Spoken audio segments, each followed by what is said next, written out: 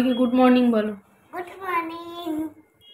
আজকে স্যাটারডে, কুট্টুস আজকেও স্কুল যাওয়ার জন্য এতক্ষণ বায়না করছিল। স্কুলে গিয়ে কি করো তুমি? খেলা করি, বন্ধুদের থাকে। খেলা করো? আর কি করো? গাড়ি চালাই, বল খেলি থাকে। বল খেলো আর টিফিন খাও? হ্যাঁ। কি টিফিন খাও? আলুর পোলাও, ম্যাগি, তারপর ওই কেক। বিস্কুট খাই, কেক। ও যা যা টিফিনে নিয়ে যায় এক একদিন এক একটা দিয়ে ও সব বলে দিচ্ছে ওই জন্য। Everyone, good morning, welcome back to the channel. আশা করবো প্রত্যেকে ভালো আছো, সুস্থ আছো। আজকে স্যাটারডে, এখন সকাল 11:15 বাজছে। আমাদের ব্রেকফাস্ট হলো। আজকে ব্রেকফাস্টে একটু চিড়ের পোলাও করেছিলাম। আর আজকে একটু বেশি করেই রান্না করব, তার কারণ কালকে আবার কেমন থাকি না থাকি জানি না, কারণ প্রথমবার আমি দাঁত তুলবো। অ্যাকচুয়ালি প্রায় 1 বছর মতো হয়ে গেল আমার খেতে গিয়ে হঠাৎ করে দাঁতের মানে এই দিকের এই থার্ডের দাঁতটা আমার লেগে গেছিল। মুড়ির মধ্যে চাল বা কিছু একটা ছিল, তো সেটা হঠাৎ করে মানে ফার্স্ট যে অ্যাটাকটা হয় আমার দাঁতে। তার আগে কোনো দিনও আমার দাঁতে কোনো প্রবলেমই হয়নি, যে ছোটবেলায় পোকা হওয়া, দাঁত তোলা, এসব কোনোদিনও কিছু হয়নি। তো যাই হোক, তখন আলিপুরদুয়ারে ছিলাম। ওখানে এরম টিভি দেখতে দেখতে মুড়ি খাচ্ছিলাম, হঠাৎ করে মানে ক্রাশ করে আওয়াজ হলো, আর আমার প্রচণ্ড জোরে এই দাঁতটাতে ব্যথা লাগলো। তো ওখানে আর কি করব, কিছুক্ষণ ব্যথা হচ্ছিল, আমি একটা প্যারাসিটামল খেয়ে নিয়েছিলাম, ব্যথাটা কমে গেল। তো ওই দাঁতটা দিয়ে আমি সবসময় খুব বেশি মানে চাপ দিয়ে খেতাম না আর কি এতদিন। তাও মাঝখানে 3 থেকে 4 বার আমার লেগেছে। একবার মাংসের হাড় চিবাতে গিয়ে জোরে লেগেছিল, আরেকবার কি একটা খেতে গিয়ে জোরে ব্যথা লেগেছিল। ওই যতবারই ব্যথা লাগে কিছুক্ষণ ব্যথা হতে থাকে, তারপরে কমে যায়। আমি আর অত গা করি না। আর ভীষণ আমি ভয় পাই ডেন্টিস্টের কাছে যেতে, যে আমি খালি ভাবি গেলেই হয়তো আমার দাঁত তুলে দেবে।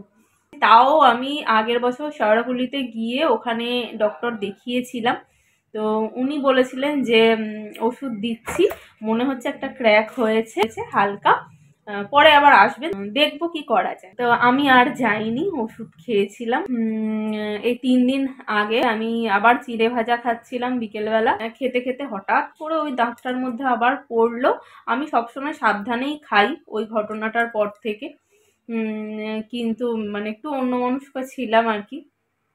দাঁতটার মধ্যে এত জোরে ব্যথা লাগলো, আমার পুরো চোখ ফোক দিয়ে জল বেরিয়ে গেছে। তারপরে এমন হয়েছে যে ওই দাঁতটার মধ্যে কিছু পড়লেই আমার ভীষণ ব্যথা করছে। তাই ভাবলাম আর ফেলে রাখা যাবে না, এরপরে বাড়াবাড়ি কিছু হয়ে যেতে পারে, আমাকে ডেন্টিস্টের কাছে যেতেই হবে। আমি সেই দিনকে রাত্রেই পরের দিনই আমি সৌম্যকে বললাম চলো আমাদের পাড়াতেই একটা ডেন্টিস্ট আছে, ওনার কাছেই যাই। যাওয়ার পরে সব বললাম এই এই হয়েছে।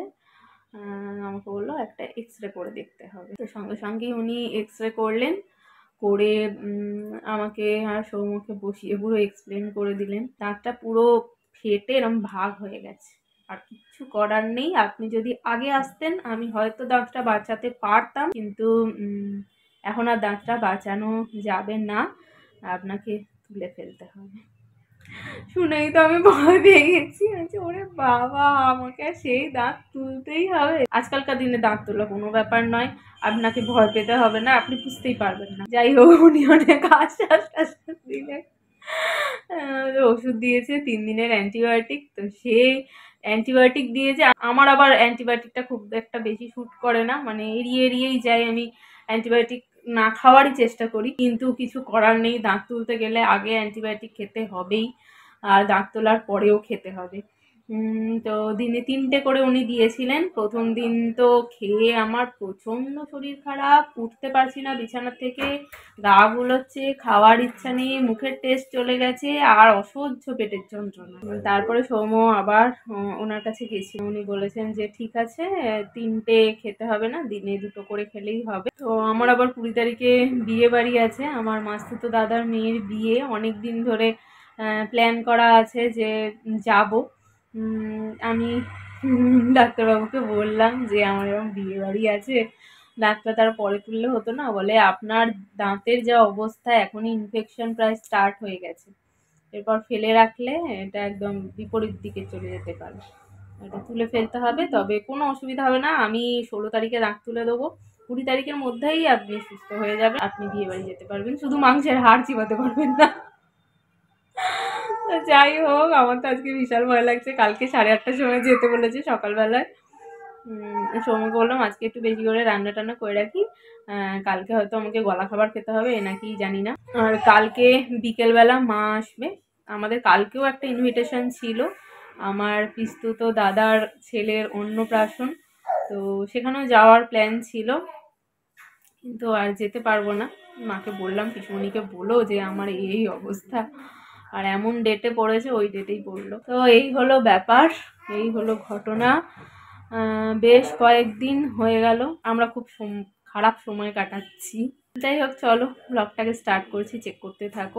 আজকে লাঞ্চে দেখো বাটা মাছের ঝোল করছি। অনেকগুলো বাটা মাছ ছিল, তো বাটা মাছের ঝোল, পালং শাক ভাজা, ডাল, ভাত, এগুলোই করছি। ফ্রিজে এখনো অনেকটা চিকেন আছে, আর কালকে থেকে তো আমি চিকেন এখন খেতে পারবো না, ওই জন্য ভাবছি রাত্রে একটু চিকেন করে রেখে দেব। এখন দুপুর 2:30 বাজছে, আমরা স্নান টান করে খাওয়া দাওয়া করে একটু নতুন ফ্ল্যাটে এসেছি, যেহেতু অনেকদিন আসা হয়নি। দরজাটা বন্ধ করে দাও, ওর নালে বেরিয়ে যাবে, বন্ধ করে দাও ওটা। এনে তোর গাড়ি এনেছি, খেল এনে। ব্যাগটা ধরবে না, ব্যাগটা ধরবে না, নিয়ে এসো, ওই গাড়িগুলো নিয়ে এসো।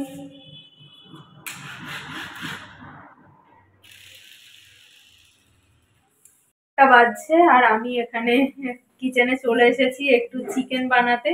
আজকে একটু চিকেন বানিয়ে রাখছি, সৌমকে তাহলে কালকে সেরকম রান্না করতে হবে না, শুধু একটু ভাগ করে নেবে, চিকেন দিয়ে খেয়ে নেবে।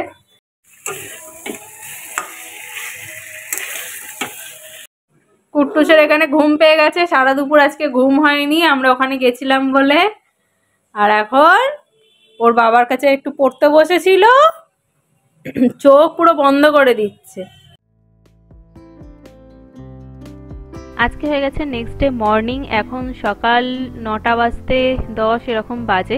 তোমাদের আগের দিন বলেছিলাম আমাকে 8:30টায় টাইম দিয়েছিলেন ডাক্তারবাবু, কিন্তু একটু লেট হয়ে গেল, যেহেতু কুট্টুসকে রেডি করতে হলো। ও সকালবেলা ঘুম থেকে উঠতেই চাইছিল না, তো ওকে ঘুম থেকে তুলে খাইয়ে টাইয়ে রেডি করে নিয়ে আসতে অনেকটা লেট হয়ে গেল। আর আমার তো ঘুম অনেক সকালে ভেঙে গেছে, এমনি আমার সকালবেলা তাড়াতাড়ি ঘুম ভাঙতে চায় না, কিন্তু আজকে টেনশনে তাড়াতাড়ি ঘুম ভেঙে গেছে। দেখো আমরা পৌঁছেও গেছি, আর আমাকে বসিয়ে দিয়েছে। আমার প্রচণ্ড ভয় লাগছিল, প্রচণ্ড টেনশন হচ্ছিল, মনে মনে বুঝতে পারছিলাম যে হ্যাঁ ঠিক আছে, আমি অতটা টের পাবো না, বুঝতে পারবো না। Good morning. Good morning, good morning, good morning, good morning.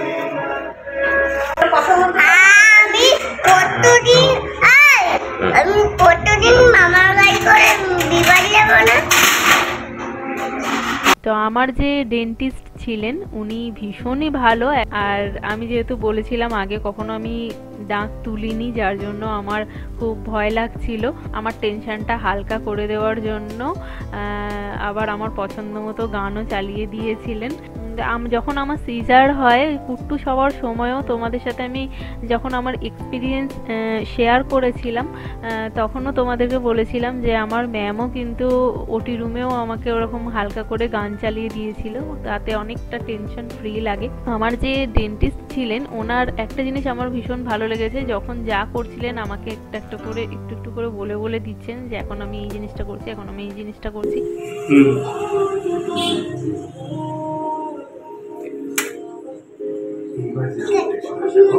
ওটা একটুখানি পিঞ্চ করবে, হ্যাঁ?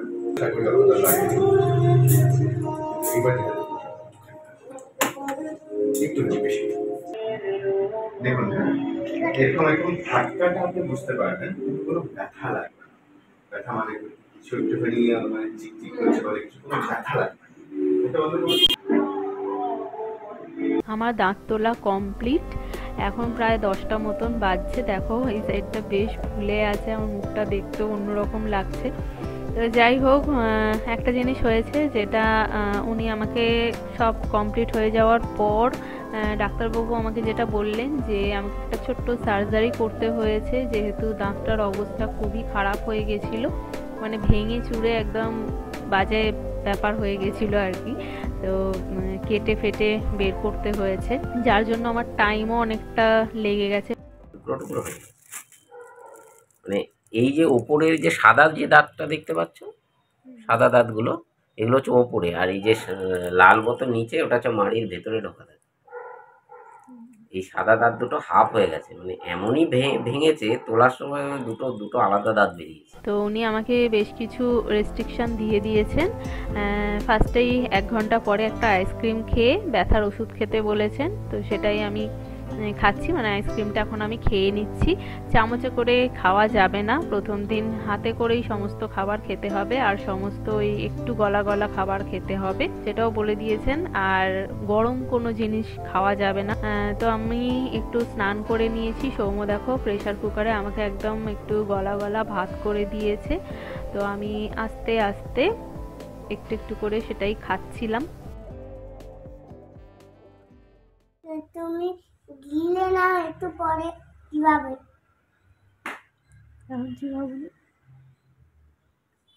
তোমার দাঁত তুলে দিয়েছে না, এখন কিভাবে? এখন সন্ধে 6:30 বাজছে, মা দেখো চলে এসেছে। তো মাকে দেখে আমার অনেকটা টেনশন ফ্রি লাগছে, কারণ কালকে আবার সৌম্যর অফিস আছে। সৌম্য সারাদিন বাড়িতে থাকবে না, আমি কুট্টুসকে নিয়ে একা থাকতাম, সেটার জন্য আমার একটু টেনশন হচ্ছিল। যাই হোক, মা চলে এসেছে, আমার আর কোনো টেনশন নেই। কুট্টুস মায়ের কাছে বেশ ভালোই থাকে। আর আজকে আমাকে বলেছে যতটা কম কথা বলা যায় ততই ভালো। আমার যন্ত্রণা খুব একটা বেশি হয়নি, যেহেতু ব্যথার ট্যাবলেট উনি দিয়ে দিয়েছিলেন, সাথে অ্যান্টিবায়োটিক তো চলবেই। তো চলো আজকের ভ্লগটাকে এখানেই এন্ড করছি, তোমাদের সাথে নেক্সট ভিডিওতে দেখা হচ্ছে। আজকের মতন এখানেই টাটা।